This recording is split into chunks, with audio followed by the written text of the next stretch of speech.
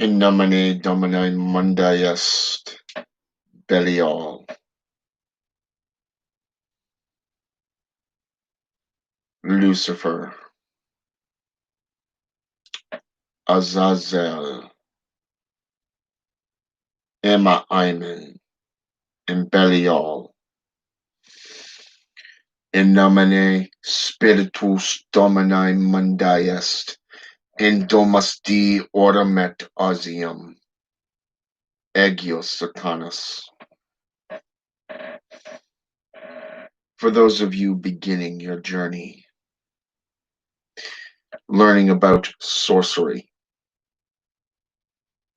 in the path that entices you is a good thing. Breaking it down into 3 levels, 3 different classifications.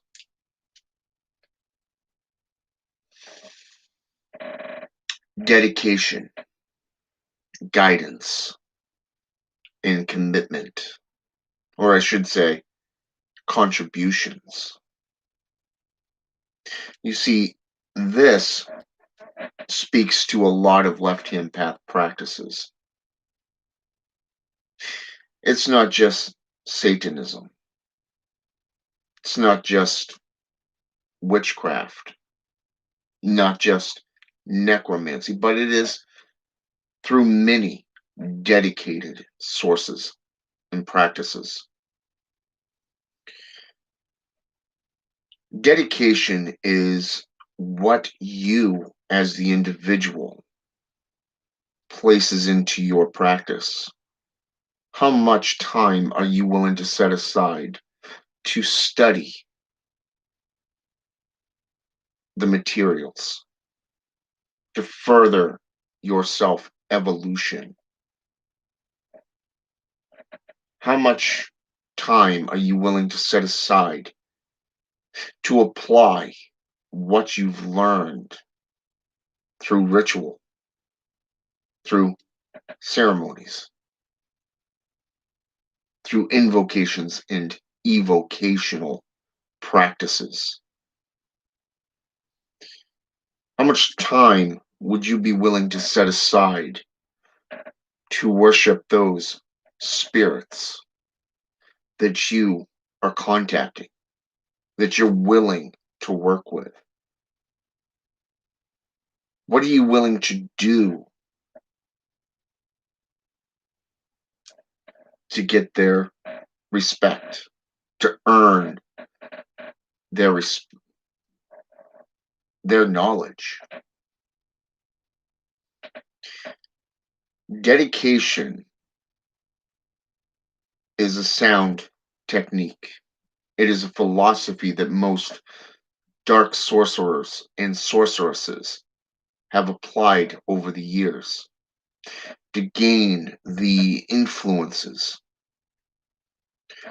within their chosen fields. Voodoo practitioners learned from Mamba and Hugans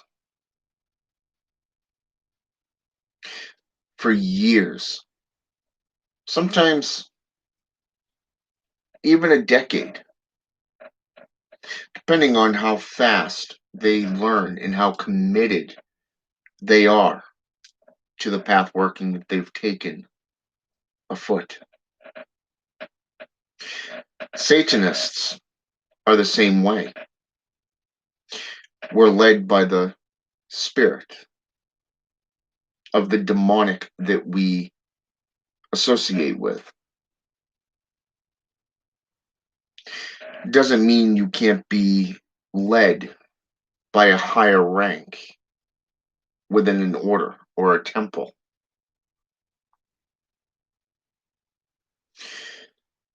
Witchcraft covens, the acolyte or neophyte, as a beginner is called,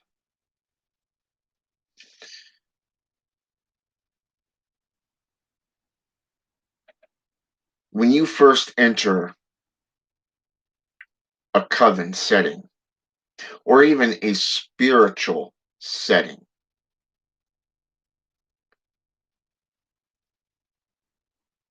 You begin your journey by giving your oath, the witch's oath, the creed.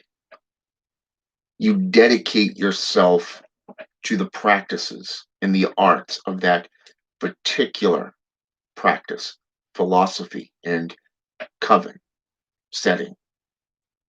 This means learning the rules, the regulations, the laws of that coven. But it doesn't just apply to covens either. Dedication can even apply as an independent individual practitioner, a solitary practitioner.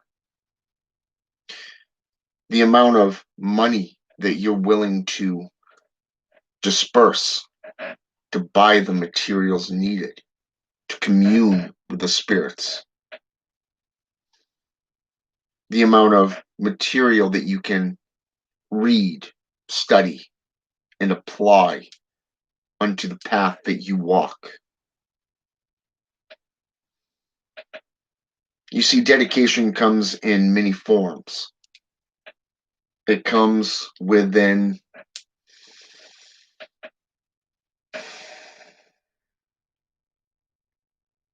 many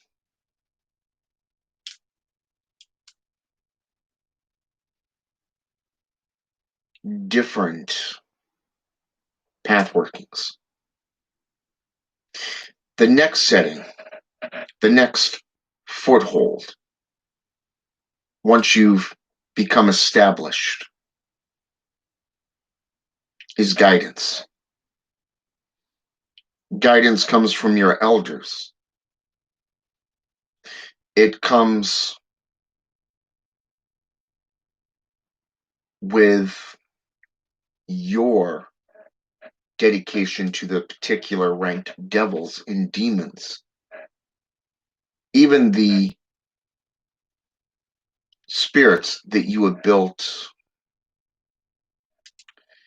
relationships with. Because the more you work with them, the more guidance they're willing to give. When you are in a temple, a coven, your elders who are more experienced than you,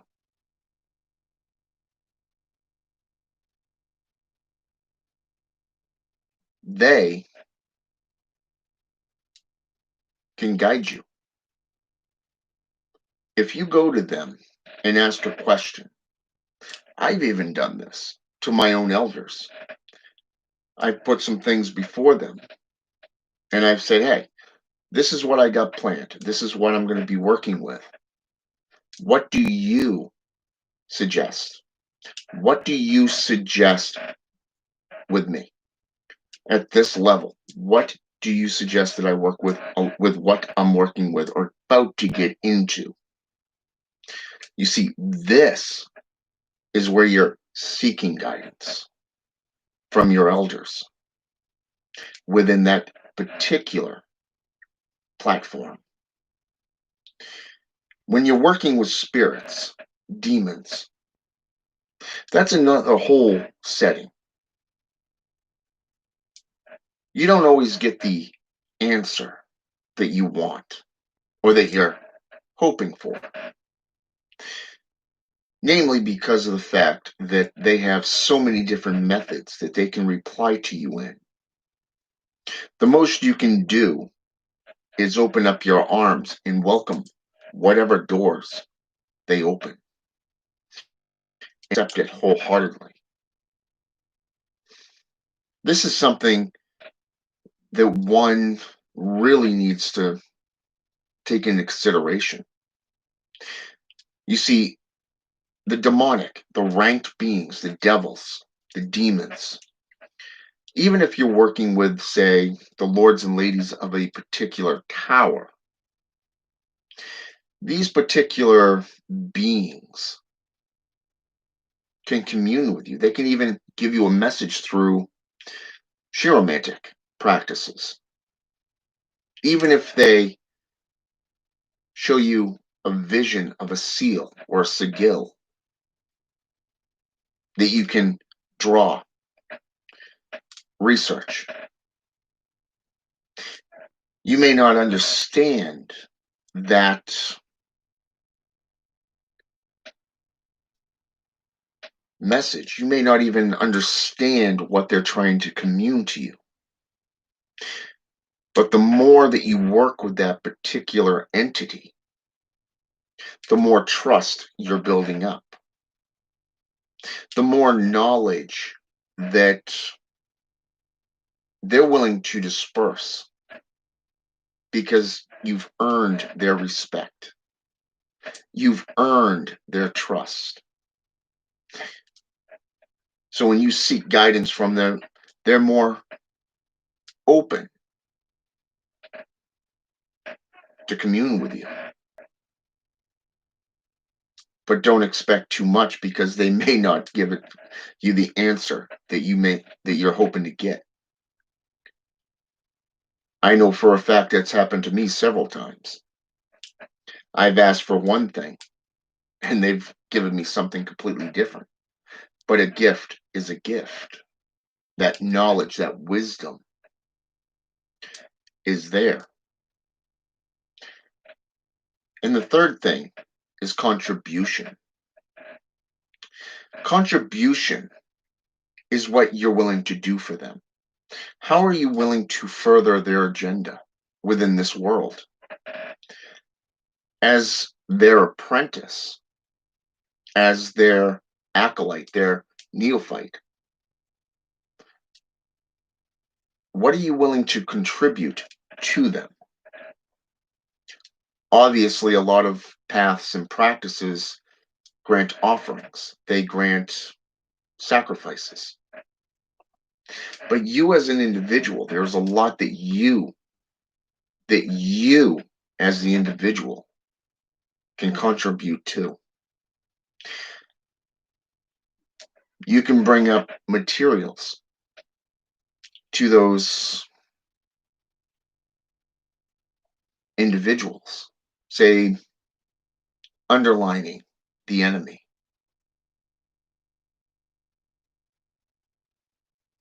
You can offer to perform tasks for them. You as the individual can look at them and say, hey, I'm willing to do whatever you need me to do. Just point me in the direction. Open up that proverbial door.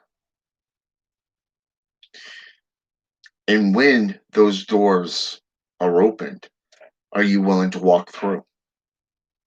Are you willing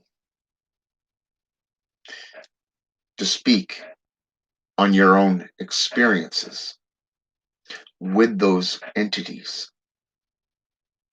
Are you willing to represent the practices that you do?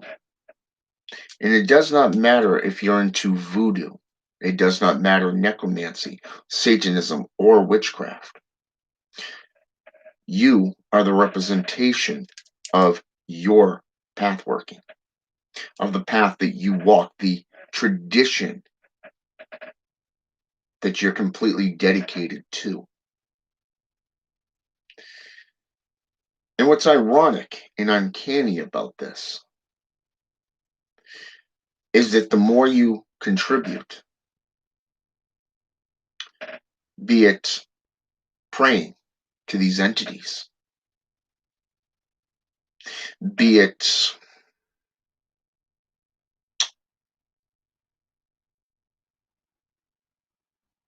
dedicating yourself to the research behind, say, their names, their philosophy, or the path working, the root working that you're in through, say, historical or mythological perspectives.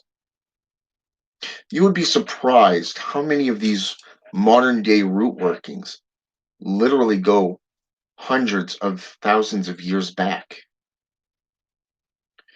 A lot of entities that today are more connected with video games or Hollywood produced propaganda.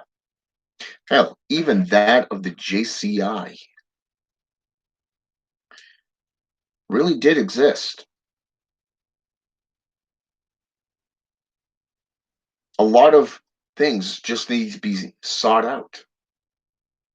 Not every language has the same letters. Sometimes they will drop a letter. Even the beings themselves go into multiple different regions of the old world. For an example, let's take the Sidi. This is Scottish, known as the people of the mounds. But what if I told you that the same entities that I just spoke on can also be found in Irish traditions of folklore, known as the Sith? Ironically, what did I just say? Hollywood produced propaganda, right? Look at the Jedi, the Star Wars franchise. They utilize the name. They make it into a science fiction propaganda. But yet, here they are going hundreds of thousands years back, just between two cultures. Now, what about the Drelith, the Elven?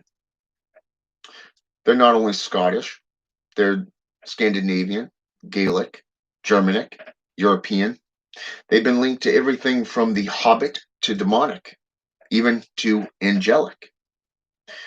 Namely because there's actually three different classifications of Elven. But it also comes down to the region of the world that you're speaking of. The Dark Elvens are the ones that supposedly are like demonic entities, bringing death, destruction, plagues. Kind of reminds you of the 36 deacons of destruction from the Munich manuscripts, or the Daemon in Greek. But yet, if you go into Germanic lore, you have the Celestials, the White Elven, which is also into Scottish traditions, Norwegian even.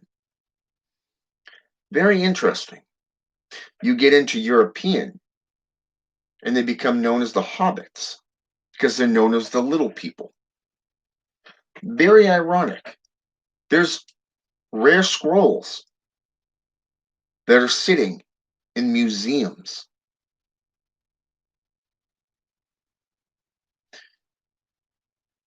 Dedication, commitment, guidance, and most importantly, contributions to these researches.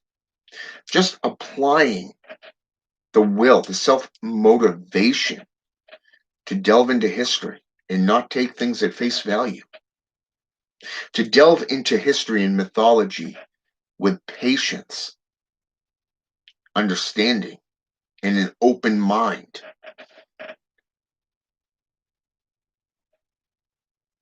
You will find what you're seeking. You'd be surprised at where these beings, these entities will take you. The first set of beings that I looked up were the Elven. For over a year, I typed in the Drelith, looked through every single culture before a hint was given. The Elven. To see where death played into a huge part with the Dark Elven. led me into not only necromancy practices of ancient Greek, Nicaea, or that of necromancy, but also the Roman definition of nigromancy. The first and second dynasty in Egypt, working with Anubis,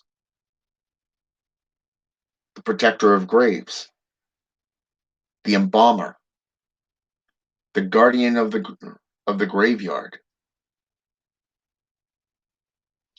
More so when you get into Germanic and Russian, you have the Glik or the Lik, meaning corpse, cadaver, which led me into medical practices. Now, who would have thought that in necromancy, the medical community for the last 300 to 400 years have actually practiced necromancy? True fact. And I challenge you to look it up. I challenge you to do so. So the time and energy that you put into your practices is not only showing contribution, dedication, but you're also seeking guidance and giving guidance.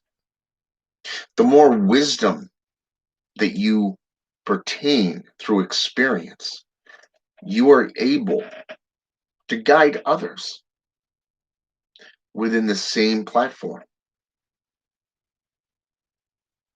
It is something that most don't seek,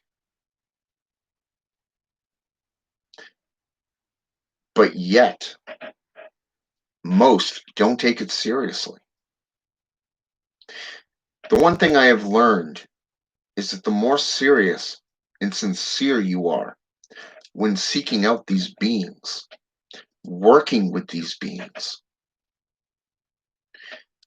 the more they're willing to work with you, the more easily you're able to commune with them. And more importantly, the more they're willing to open up to you.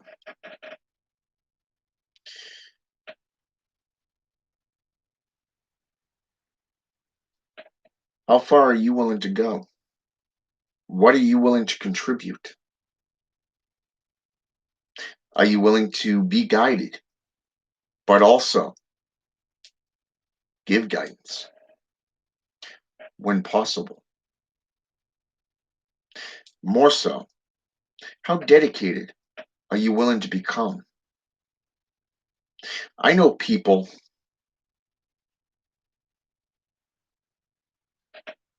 that have dedicated 35 years plus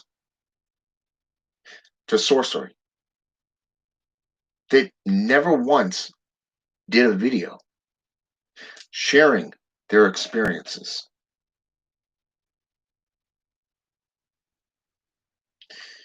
I know people like myself that commune with each other, trying to bounce ideas off each other to find the truth. A brother and I were trying to find a particular entity. We finally found this entity because we were bouncing ideas off each other, trying to figure out how this entity could exist, but yet nowhere can we find her. You see, it's not the fact that you couldn't find her. You couldn't find this entity. It was a matter of not asking the right questions, not looking in the right arenas. You can go through the old world from Egyptian all the way up into Slavic. But if you are not willing to look into, say, linguistics, different languages, ancient languages, different dialects, because not every dialect is similar. They may have similar aspects, but for the most part, they are different meanings. It would be like speaking Aramaic and Arabic at the same time, two different languages, or even speaking Jewish dialogue with that of, say, German. Some languages drop letters, others gain them. It is the exact same thing.